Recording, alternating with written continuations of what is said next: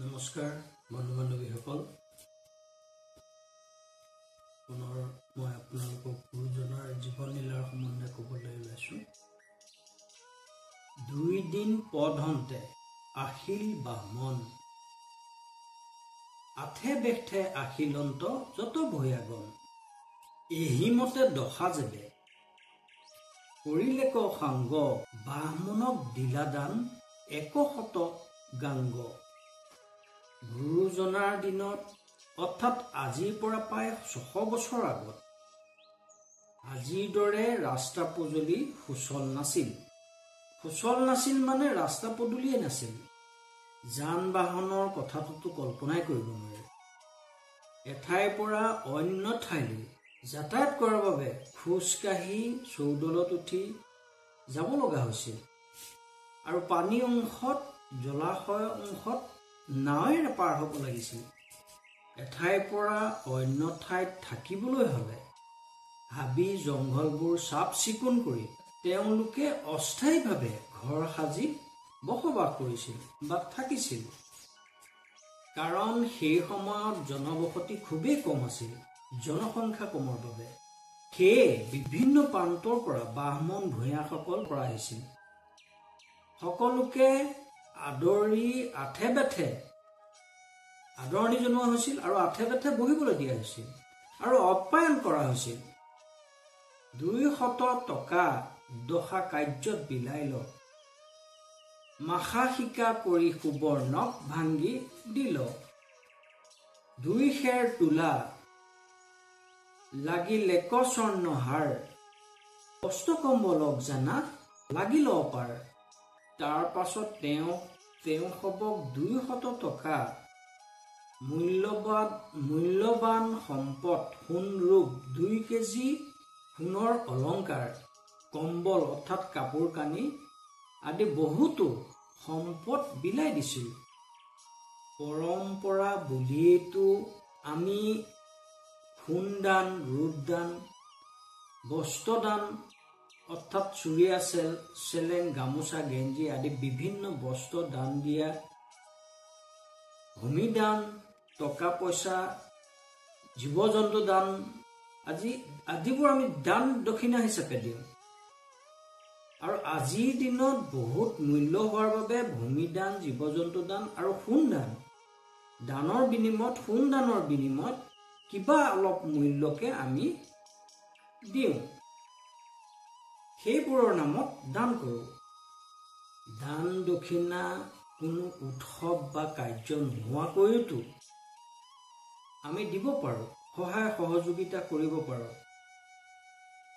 কোনোবা এজন ঢুকালে যদি ইমানবোৰ কৰিবই পাৰোঁ তেওঁ আত্মাৰ শান্তিৰ কামনাৰে, তেন্তে জীৱিত অৱস্থাতেই নিজৰ আত্মাৰ শান্তিৰ বাবে নিজে এইবোৰ নকৰোঁ কেলে? অন্ততঃ আমি নিজে দেখা পোৱা যাব। আনৰ দুখ দুৰ্দশাবোৰ আঁতৰাবলৈ কৰা যত্নৰ সমভাগী হৈ এবাৰ এজনক সহায় কৰি চাওক, বিপদৰ পৰা উদ্ধাৰ কৰি চাওক, মৃত্যুৰ মুখৰ পৰা উভতাই পুনৰ জীৱন দি চাওক। মনত কেনেধৰণৰ প্ৰতিক্ৰিয়াৰ সৃষ্টি হ'ব, কিমান সুউচ্চ বিশালতাই বিশাল কৰি তুলিব আপোনাৰ মনক, যাৰ তুলনা এটা ঘৰ বনাই এখন গাড়ী বা এটুকুৰ মাটি ক্ৰয় কৰিও আপুনি পাব নোৱাৰে।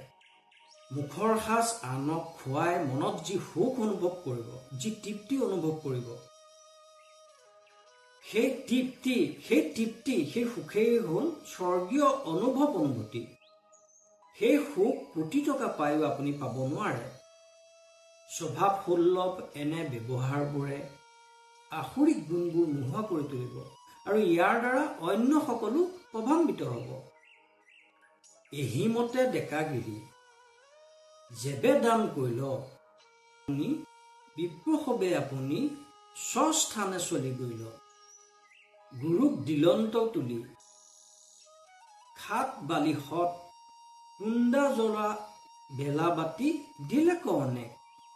শংকৰ গুৰুৱে সেইসকলক অৰ্থাৎ নিমন্ত্ৰিত অনিমন্ত্ৰিত সকলো বাহ্মণ পণ্ডিত ভূঞাসকলক সকলোকে দান দক্ষিণা কৰি বিদায় দিলে।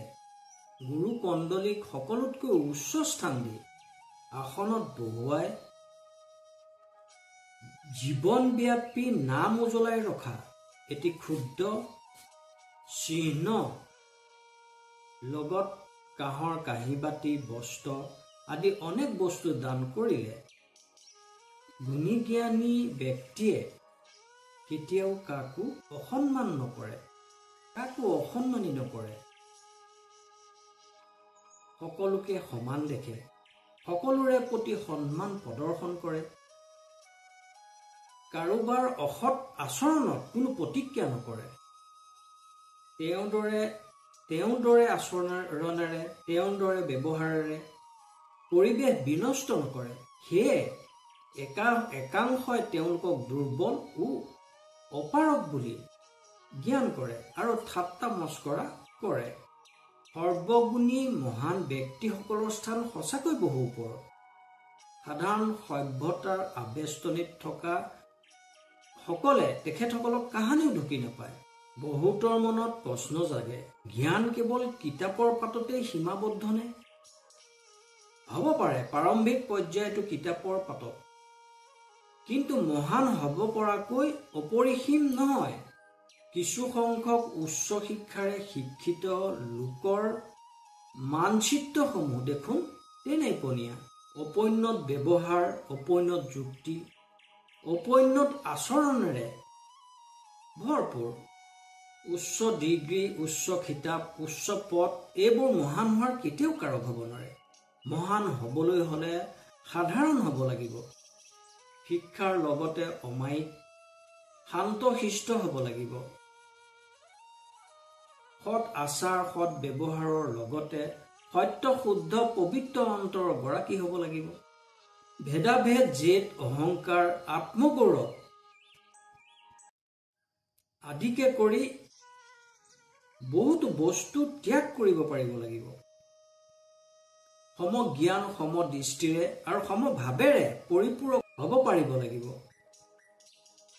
এক কথাত ক'বলৈ গ'লে কাম, ক্ৰোধ, লোভ, মোহ এই সকলোবোৰ ত্যাগ কৰিব পাৰিব লাগিব। তেতিয়াহে তেওঁ মহন্তৰ শাৰীত ভাগ লোৱাৰ আশা কৰিব পাৰে আৰু ক্ৰমান্বয়ে মহন্তৰ পৰা মহান হোৱাৰ পথ প্ৰশস্ত হৈ পৰিব। কৰ্ণপুৰ চতুৰ্ভুজ দুই হৃষ্ট কৰি ভোজন সম্ভাৰ সাজ দিলা হা সদৰি, আন ভূঞাসকলক বস্ত্ৰ ধন দিলা, দান পাই ভূঞা বন্ধু সমস্তে চলিলা। আন আন ভূঞাসকলক বস্ত্ৰ ধন আদি সোণ ৰূপ আদি দি বিদায় দিয়াৰ পিছত কৰ্ণপুৰ চতুৰ্ভুজক দুই হাত ভৰাই ভোজনী সম্ভাৰ উপচাই দিয়া হ'ল। দান দক্ষিণা সাজ সজ্জা লৈ ভূঞা বন্ধু সকলো বিদায় ল'লে। সকলো জীৱই সমাজপ্ৰিয়। সকলো জীৱ বুলিয়ে কৈছো, কাৰণ কোনোবা নহয় কোনোবাটো মুহূৰ্তত প্ৰতিটো প্ৰজাতিৰ জীৱক একগোট হোৱা দেখা পাওঁ। ভাৱ বিনিময় প্ৰথাবোৰ বেলেগ বেলেগ, অৰ্থাৎ ভাষাবোৰ আমি বুজিব নোৱাৰো। অন্য জীৱ জন্তুবোৰৰ শব্দবোৰ আমি বুজি নাপাওঁ। পাওঁ মাথো সিহঁতেও যে সমাজ পাতি বাস কৰে সেই কথাটো। সমাজ পাতি ৰং মনৰ ভাৱ ভাষাবোৰ বিনিময়ৰ বাবে, দুখ সুখৰ সমভাগী হ'ব পৰাৰ বাবে, অকলশৰীয়া অনুভৱ নোহোৱাকৈ থাকিবৰ বাবে, বলে নোৱাৰা বুজাবোৰ পাতলাবৰ বাবে, বুকুত কঢ়িয়াই লৈ ফুৰা হাঁহ হুতাবোৰ এজনৰ আগতকৈ স্বচ্ছভাৱে উশাহ নিশাহবোৰ ল'বলৈ বাবে, সকলো হেৰুৱাই নিথৰুৱা হোৱাজনৰ কাষত থিয় দিবৰ বাবে, কান্দোনত ধুঁৱলি কুঁৱলি দেখি দিশহাৰা হোৱাজনক সঠিক দিশত নিয়াৰ বাবে, মৰম চেনেহ বিনিময়ৰ বাবে, সম্বন্ধ সম্পৰ্ক স্থাপনৰ বাবে সমাজ পাতি বসবাস কৰাটো অতি প্ৰয়োজন। দশাৰ দান কথা এহি মানে গৈল, শুনিও কয় একমান যেন মতে ভৈল। 4 দিন পদ হন্তে বিপ্ৰবাৰ্তা লয়, শংকৰৰ পত্নীৰ কাৰ্য কোনোদিনা হয় গুৰুপত্নী সূৰ্যৱতীয়ে দহা সকামৰ বাবে অহা বিপ্ৰ পণ্ডিত বামন ভূঞাসকল কোনোবাজন দুদিনৰ বাট খোজকাঢ়ি আৰু কোনোবাজন 4 দিনৰ বাট খোজকাঢ়ি আহি গুৰুগৃহত উপস্থিত হৈছিল। বহুত ভাল লগা দিন আছিল হয়তো সেই সময়ত। প্ৰদূষণমুক্ত বায়ু, প্ৰদূষণমুক্ত শব্দ, প্ৰাকৃতিক পৰিৱেশৰ মাজত থকাৰ মজাই বেলেগ আছিল। ভাবিলেই দেহ মন শিহৰণেৰে পুলকিত কৰি তোলে। প্ৰকৃতিয়ে কথা কৈছিল, কথা পাতিব পাৰিছিল নিস্বাৰ্থ নিৰ্ভীকভাৱে। বুকুৰ আপোন কৰি ল'বলৈ অকণো অসুবিধা হোৱা নাছিল হয়তো।